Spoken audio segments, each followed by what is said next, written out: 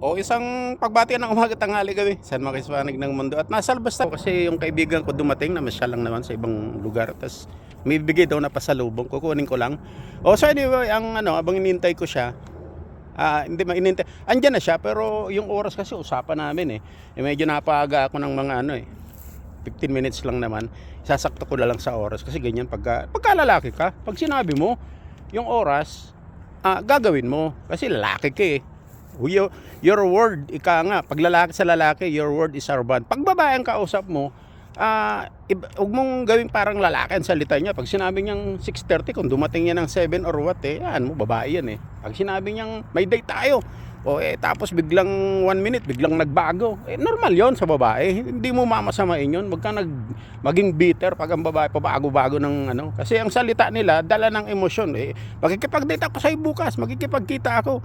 2 minutes biglang nakaramdam naman sa pakiramdam, ayaw ko na, hindi na, marami na excuses yan, yung pusa ko nahulog, lahat ng excuses, pero normal lang yun.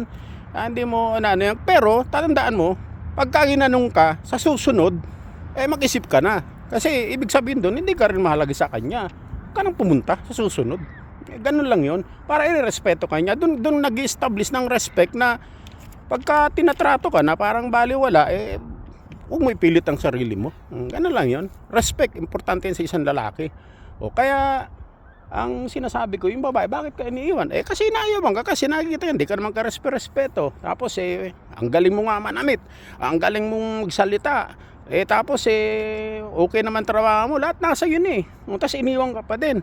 Kasi nakita niya na, parang, yan nga, hindi ka ka-respeto, tapos ang boring mo. So, importante talaga na, huwag ka talagang boring, lalo't na pagdating na sa yung paano kanya lalong irerespeto na yung nakikita niya na syempre iba talagang may status ka din. Huwag naman yung walang wala, kasi sa panahon ngayon lalo't strong independent woman na makikita mo wala namang babae na siya ang ganda ng sasakyan niya tapos ikaw naglalakad, nagbabas, tapos parang masyado na iba yung may dating ka rin kahit papaano. Iba talaga yung ka din, yung status mo, importante din siya, saka yung looks mo, yung pananamit mo, importante siya. Tsaka yung vibes mo, maging natural ka, huwag kang panggap, huwag ka talagang sinungaling. Maraming ganun, sinungaling tapos pagka nagkaharap na, malalaman ng babae, sinungaling pala to eh. Higit sa lahat, iba talaga yung nakikita niya na may options ka, para respeto ka niya. Yung options na kung ayaw niya sa'yo, okay lang, huwag kang namimilit. Kung ayaw, wag. Kung gusto niya, pakita rin siya ng effort, kasi mag-e-effort ka din na gusto mo siya, pakikita mo. Pag nagkita kayo, okay. Pag nagsama na kayo, malaranasan niya yung mga climax na hindi ka pang 30, hindi ka pang 2 minutes. Talagang mararating niya talaga yung langit.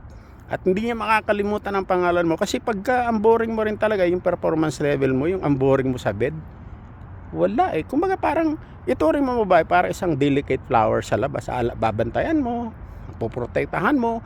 Pero pagdating sa bed, lamukusin mo yung bulaklak. Kahit sa kanyang katuray ka. Yung mga suot niya, kung gusto niyang alisin, punitin mo. Kung ayaw niya, lalo't maganda, okay lang yun.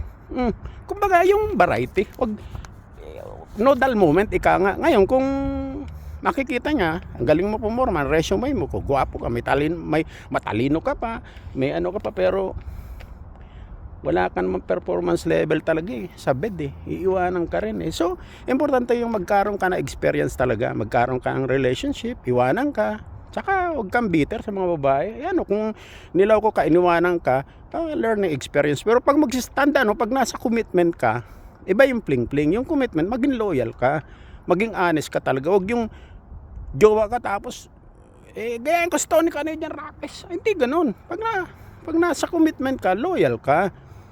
Kasi yung iba, pling-pling lang naman yun Kung iba yung nasa commitment, maging loyal ka para doon kanya, kasi iba talaga irerespeto ka ng babae, kasi yung vibes mo nakikita niya, nakarespeto ka, pananalita mo sagad, pag sinabi mo talaga lalaki ka. At saka wag kang masyadong sa babae na parang di ba daming gano'n na daming sinasabing pangit sa babae yan ngayon kung lalaki yan, ibang usapan yun. Walang mga salisalita sa lalaki, Ay, hindi, walang salisalita. O magharap tayong dalawa, tapusin natin yung kung gusto mo. Sa babae, hindi. Pag galit, hayaan mo siya. Bilan mo ng suyuin mo, o patawanin mo. O ngayon, kung ayaw niya, di magbabago rin isip niya. Basta gusto ka niyan. O, so, yun lang. At pupuntang ko din kausap ko.